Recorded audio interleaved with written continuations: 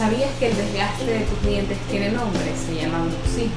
El bruxismo es el acto de apretar o rechinar los dientes que te puede provocar molestias o dolor en la cabeza o en la musculatura de la cabeza y el cuello. Esto puede sucederle a adultos, adolescentes y a niños. En niños recibe el nombre de bruxismo infantil.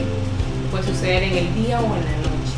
Tiene un tratamiento que es una férula de descarga, en sí es una placa transparente que va a provocar relajación en tus músculos y a la vez va a proteger los dientes del desgaste. Vas a sentir mucho alivio, así que si tienes algún familiar al que le has escuchado este sonido mientras duerme o durante el día, es necesario que visites al odontólogo para que evites las consecuencias.